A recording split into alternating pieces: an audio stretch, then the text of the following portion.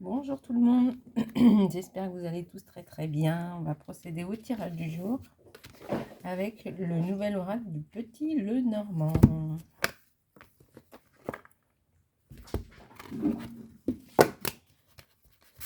Donc voici son petit livret, l'intérieur, voilà, c'est comme ça.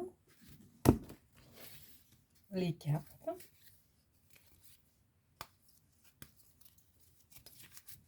Allez, c'est parti.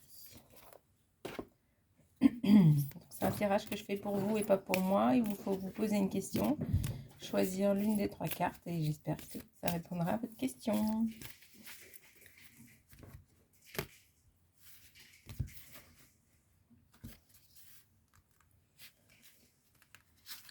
Carte numéro 1, carte numéro 2, carte numéro 3.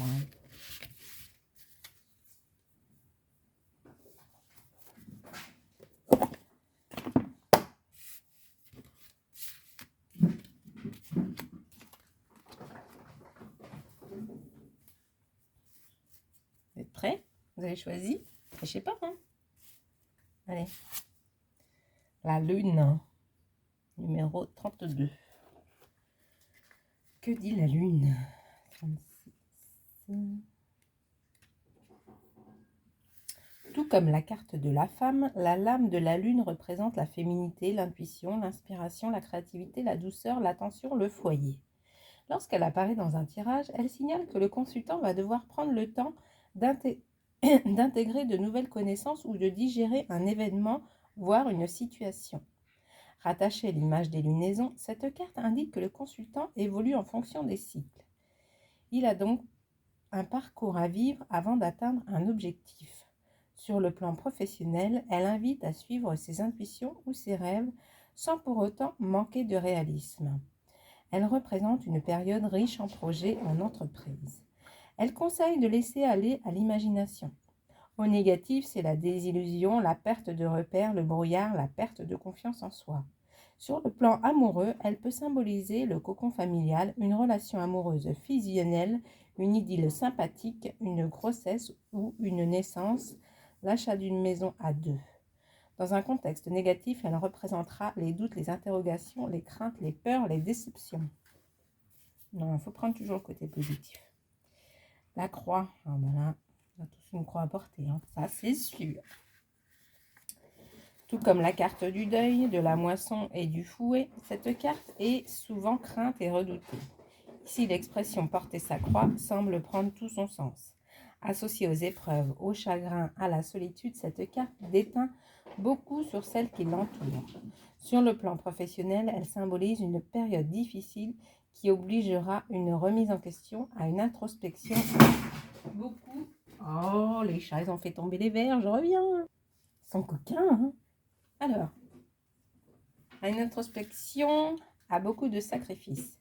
Plus que jamais, le consultant devra prendre sur lui. Bien entouré, elle signale toutefois qu'il ne faut pas baisser les bras, car il faut garder la foi et l'espoir. À tout cycle négatif succède un cycle positif. Sur le plan sentimental, c'est l'image de la solitude, du repli sur soi, de l'illusion, des fausses croyances, des problèmes divers, d'épreuves et de tristesse. Carte numéro 3. Le serpent. 7. C'est le 7 du serpent. 7. C'est où le 7? Je trouve pas la page du 7. Ça y est, j'ai trouvé. C'est une carte qui est souvent crainte. On n'a que des cartes qui sont craintes, hein, dis donc. Beaucoup la voient comme négative. En fait, il s'agit d'une carte neutre qui prend la couleur des cartes qui l'entourent. Bien souvent, elle représente la sexualité, la sensualité, la séduction. Dans un tirage complexe, elle peut être le signe de dualité ou d'ambiguïté. En mauvaise compagnie, c'est un symbole de crainte, de peur, de fourberie, d'hypocrisie ou de tromperie. Avec des cartes de mouvement ou de transformation, elle est annonçatrice d'un changement profond et d'une mutation. Sur le plan sentimental, elle peut représenter une relation fondée uniquement sur le charnel et donc sur le sexe. Elle peut aussi mettre en garde contre l'infidélité. Parfois, elle indique que le consultant préfère partir ou rester seul plutôt que de vivre les contraintes que le couple peut induire.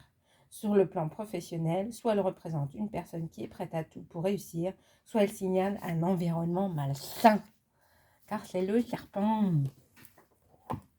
Ça ira mieux demain. Je vous fais plein de gros bisous. J'ai craqué ce matin. Je vous fais plein de gros bisous. Je vous fais plein de gros bisous. Et je vous fais plein de gros bisous.